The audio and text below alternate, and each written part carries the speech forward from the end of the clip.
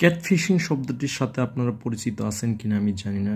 সাম্প্রতিক সময়ে একটা গবেষণায় দেখা গিয়েছে, বিশেষ করে একটা তথ্য চলে আসছে, সেটা হলো পেনসিলভানিয়াতে, যুক্তরাষ্ট্রের পেনসিলভানিয়াতে এক কিশোরী তরুণী 13 বছর বয়সে, উনি টেলিভিশন ব্যক্তিত্বর চূড়ায় উঠে গিয়েছিলেন বলা যায়।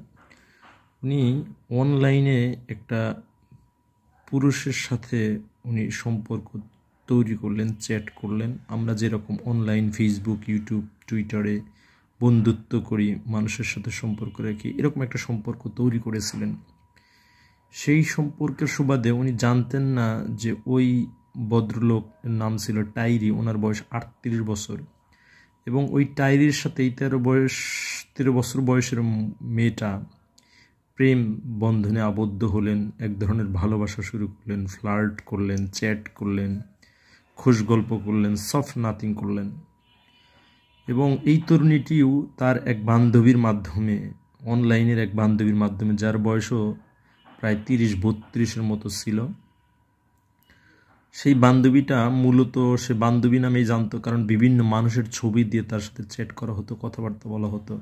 সেই বান্ধবী তার ওই বন্ধুর রেফারেন্স টেনেছিলেন, তার সাথে প্রেম করার জন্য বলেছিলেন। কিন্তু পরবর্তীতে দেখা গেল, ঘটনা ফাঁস হওয়ার পরে, যে এই যে বান্ধবীর কথা বলতেছে, সেই বান্ধবীটাও একজন পুরুষ মানুষ।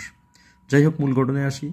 ওনার সাথে প্রেম করার পরে দীর্ঘদিন পরে কোনো এক নববর্ষের দিনে মিস্টার টাইরি যে ছলচাতুরনা করতেছিলেন, উনি ডেকে নিলেন সেই পেনসিলভেনিয়ার তরুণীটাকে।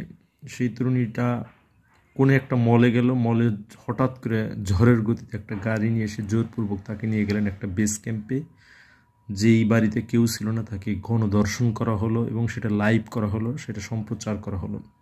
এরই প্রেক্ষিতে উনি পরবর্তীতে কিছু বয়স যাওয়ার পরে উনি একটা সংগঠন করলেন, যে শিশু অপহরণ বা নারী নির্যাতন, এই সমস্ত বিষয়কে কেন্দ্র করে একটা সংগঠন করলেন, যে সংগঠনের কাজই হলো এই যে ক্যাটফিশিং, চ্যাটফিশিং, বিভিন্ন মাধ্যমে, অনলাইনের মাধ্যমে প্রেম প্রীতি করার পরে মানুষকে ব্ল্যাকমেইল করে নির্যাতন করা হয়। সেই নির্যাতনের প্রতিরোধ ব্যবস্থা করে তোলার জন্য সংগঠনটা করেছিলেন।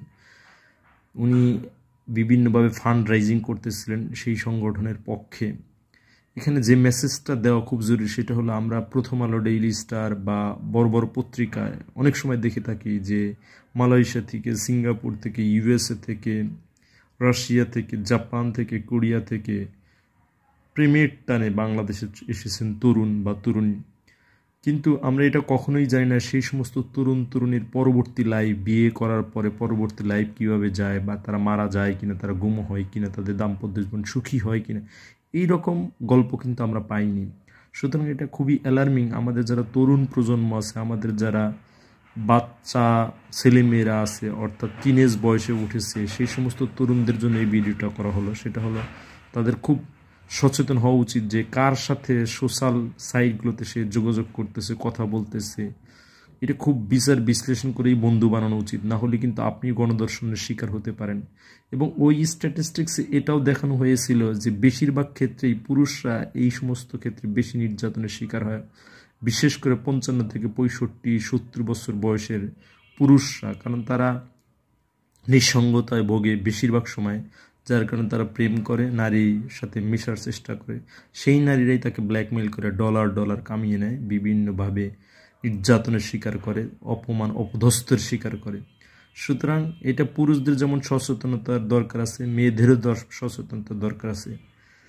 আর একটা জিনিস প্রিকশনই বলা যেতে পারে, সেটা হলো যে আপনারা যারা সোশ্যাল সাইটে যোগাযোগ করতেছেন, ইউটিউব, সামাজিক, ইনস্টাগ্রাম, হোয়াটসঅ্যাপ, টুইটার, আপনার ইমো, এই সমস্ত অ্যাপে যারা যোগাযোগ করতেছেন, তাদের সাথে চেষ্টা করবেন ফোনে কথা না বলে ডিরেক্টলি ভিডিও কলে কথা বলার চেষ্টা করবেন, এবং তার আইডেন্টিটি অনেকভাবে চেনার চেষ্টা করবেন, দীর্ঘদিন চেনার চেষ্টা করবেন।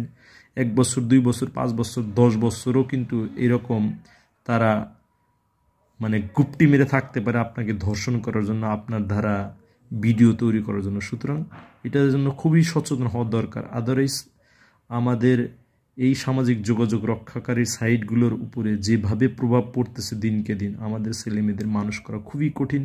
ইভেন আমরাও কিন্তু যে কোনো ট্র্যাপে পড়ে যেতে পারি। সুতরাং এই বিষয়গুলো খুব লক্ষ্য করে তাকালে আমাদের যে সামনে অশনি সংকেত বা সামনে বিপদ আসার সম্ভাবনা আছে সেগুলো আমরা সহজে এড়িয়ে চলতে পারি।